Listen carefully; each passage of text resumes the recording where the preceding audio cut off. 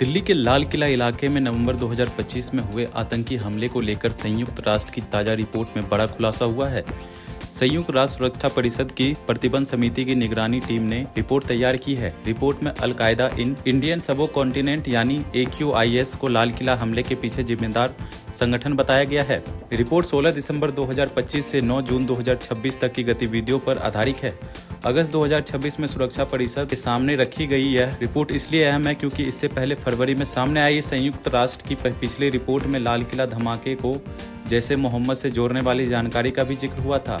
इस हमले में 11 लोगों की मौत हो गई थी। भारत में इस मामले की जांच नेशनल इन्वेस्टिगेशन एजेंसी NIA कर रही है। NIA ने मई 2026 में लाल किला इलाके में हुए कार बम धमाके के मामले में 10 आरोपियों के खिलाफ 7500 पन्नों की चार्जशीट दाखिल की थी। एजेंसी के मुताबिक सभी आरोपी अल कायदा से जुड़े अंसार गजवत उल हिंद यानी AGUH के मॉड्यूल से जुड़े थे। NIA ने इसे AQIS यानी अल कायदा इन इंडियन सब कॉन्टिनेंट से जुड़ा संगठन बताया है। जांच में सामने आया कि आरोप आतंकी हमले की तैयारी कर रहे थे और IED रॉकेट आधिकारिक विस्फोटक और ड्रोन से जुड़े प्रयोग भी किए गए थे। संयुक्त राष्ट्र की रिपोर्ट में AQIS के बदलते तौर तरीकों को लेकर भी चिंता जताई है। रिपोर्ट्स के मुताबिक संगठन अब बड़े और आसानी से पहचाने जाने वाले समूहों के बजाय छोटे छोटे सेल और बिखरे हुए नेटवर्क के जरिए अपनी गतिविधियां बढ़ाने की कोशिश कर रहा है। इसके साथ ही संगठन अपने लॉजिस्टिक और फंडिंग नेटवर्क को भी मजबूत करने की कोशिश में है। रिपोर्ट्स में बांग्लादेश में संभावित ऑपरेशनल सेल स्थापित करने की कोशिश को लेकर चिंता जताई गई है।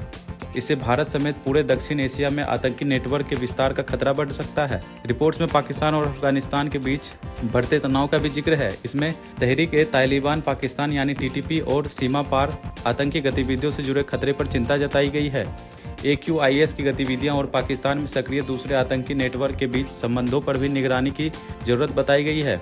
आतंकियों के लिए आर्टिफिशियल इंटेलिजेंस के बढ़ते इस्तेमाल को लेकर भी सुरक्षा परिषद की निगरानी टीम ने चेतावनी दी है। भारत की लाल किला धमाके की जांच में भी सामने आया था कि आरोपी जसीर बिलाल वानी ने रॉकेट और विस्फोटक तैयारी करने की जानकारी के लिए YouTube और ChatGPT का इस्तेमाल किया था।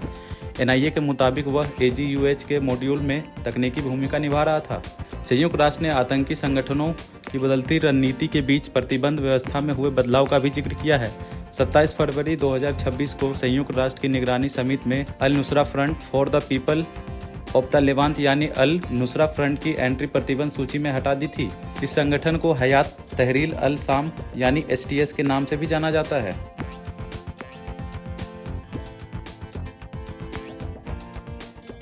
आप देख रहे हैं सौगंध TV, सौगंध वतन की।